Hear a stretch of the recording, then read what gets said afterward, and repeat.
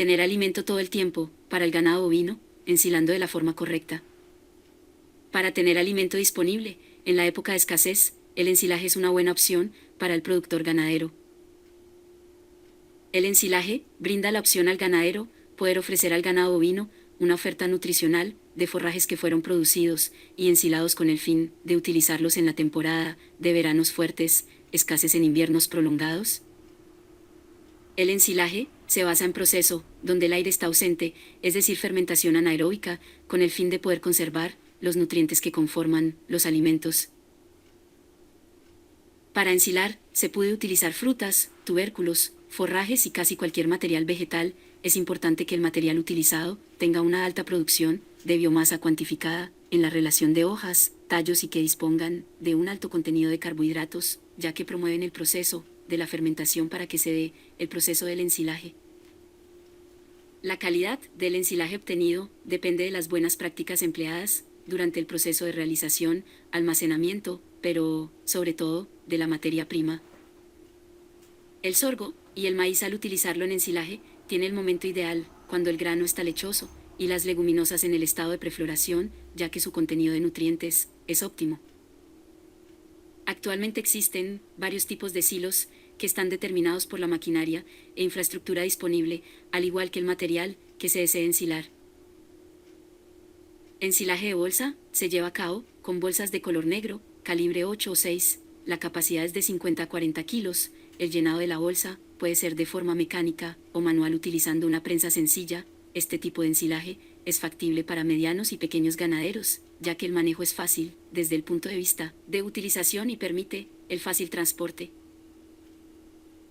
Ensilaje en canecas o tanques, se utilizan canecas plásticas, la capacidad es de 30 a 55 galones, con tapa roscada o de presión. La forma correcta de llevar a cabo esta técnica es realizar capas para ir compactando, de forma manual o con la ayuda de una prensa. Por el tamaño el almacenamiento es fácil y de utilización eficiente y sencilla.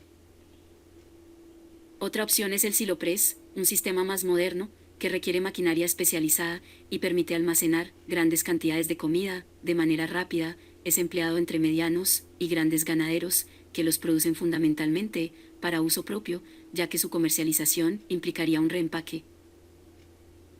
Silo de montón, utilizado por grandes y medianos productores ganaderos, da la opción de conservar altos volúmenes de biomasa forrajera. Se realiza en un lugar de fácil acceso, de buen drenaje, con el fin de evitar encharcamientos que dañen el producto final. Para llevar a cabo esta actividad se coloca un plástico calibre 8 o 6, se deben formar camas de 28 a 40 centímetros sobre este plástico e ir compactando para extraer el aire. De último se cubre el montón y luego sellarlo.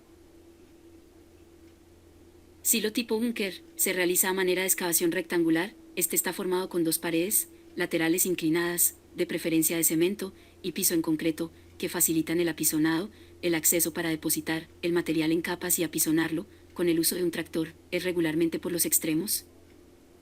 Para la fabricación de todo tipo de silos, se deben seguir una serie de pasos.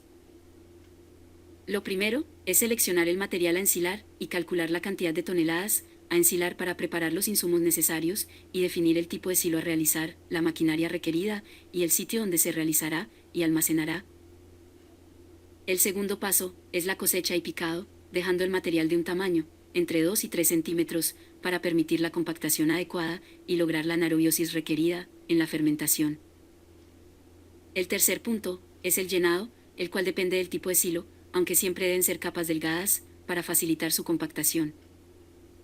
El cuarto aspecto es llevar a cabo el sellado, que se hace una vez terminado el proceso de llenado y prensado. Debe hacerse lo más herméticamente posible. Quinto paso, el almacenamiento, con el fin de proteger el silo de la humedad, los roedores y animales que puedan ocasionar algún daño. Podemos concluir que un buen ensilaje está listo para ser consumido pasados los 30 o 40 días del empacado, y con una técnica bien realizada permite almacenar alimento por meses y años. Una vez abierto el silo, debe ser consumido lo más pronto posible.